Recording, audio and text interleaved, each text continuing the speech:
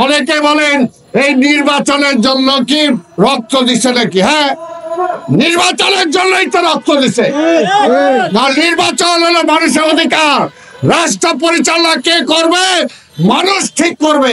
সেই নির্বাচন কায়রা দিচ্ছিল শেখ হাসিনা, সেই নির্বাচন কায়রা দিচ্ছিল ভারত।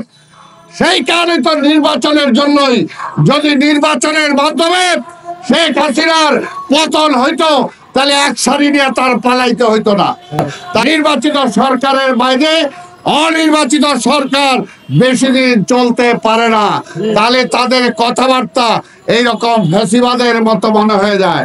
আমরা ভুলে যাই নাই শাপলা চত্বর, আমরা ভুলে যাই নাই বিডিআর, আমরা ভুলে যাই নাই 17 বছরে অসংখ্য মায়ের বুক খালি করেছে আওয়ামী লীগ।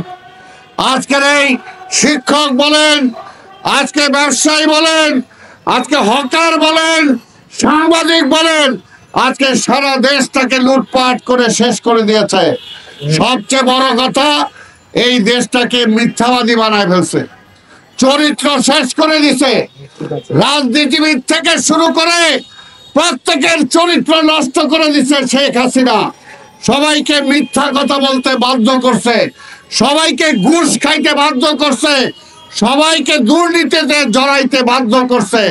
সেই কারণেই আজকে যদি দুর্নীতি বন্ধ করতে পারেন ইউনূস সাহেব, তাহলে ট্যাক্স বাড়াইতে হবে না। আপনি যদি ডাকাত ধরতে পারেন তাহলে ওই পকেট মারকে আপনার ধরতে হবে না।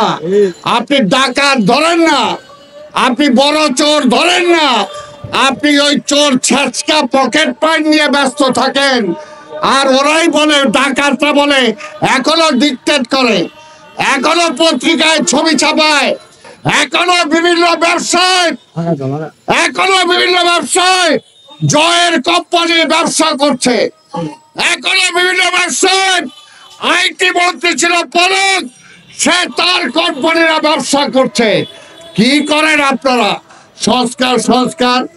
আরে আওয়ামী লীগকে আগে থামান, কালো টাকার মালিকদেরকে থামান, ব্যাংক লুট করছে তাদেরকে ধরেন, এই দেশের মানুষের চরিত্র হনন যারা করছে তাদেরকে ধরেন।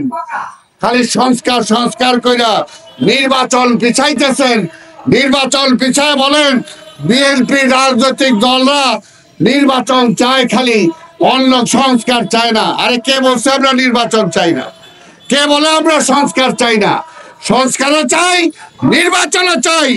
আর পরিষ্কার কথা, অনেকে বলেন এই নির্বাচনের জন্য কি রক্ত দিছে নাকি? হ্যাঁ, নির্বাচনের জন্যই তো রক্ত দিছে। না, নির্বাচন হলো মানুষের অধিকার। রাষ্ট্র পরিচালনা কে করবে? মানুষ ঠিক করবে। সেই নির্বাচন কায়রা দিচ্ছিল শেখ হাসিনা, সেই নির্বাচন কায়রা দিচ্ছিল ভারত। সেই কারণে তো নির্বাচনের জন্যই, যদি নির্বাচনের মাধ্যমে শেখ হাসিনার পতন হইতো তাহলে এক সারি নিয়ে তার পালাইতে হইতো না। তাই নির্বাচনের জন্যই অবশ্যই নির্বাচন দরকার, নির্বাচিত সরকার দরকার। নির্বাচিত সরকারের বাইরে অনির্বাচিত সরকার বেশি দিন চলতে পারে না। তাহলে তাদের কথাবার্তা এইরকম ফ্যাসিবাদের মতো মনে হয়ে যায়। আর আন্দোলন, আপনারা কয়জন কোন সেক্টরে আন্দোলন করে আইসা ক্ষমতায় বসছেন আমরা জানি না। এগুলো বইলা লাভ নাই, এগুলো বইলা লাভ নাই। এই সরকার আমরা আনছি, আমরা চাই এই সরকার সফল হোক, এবং আওয়ামী লীগের প্রেতাত্মারা চায় না এই সরকার সার্থক হোক। তাই এই সরকারকে আমরা বলবো, আপনার সার্থকতা হলো একটা গ্রহণযোগ্য নির্বাচন দিয়ে ক্ষমতা ত্যাগ করা, ওইটাই হলো আপনার সার্থকতা। আর ওইটা যদি না করে বিদায় হন তাহলে কিন্তু আপনার সার্থকতা নাই।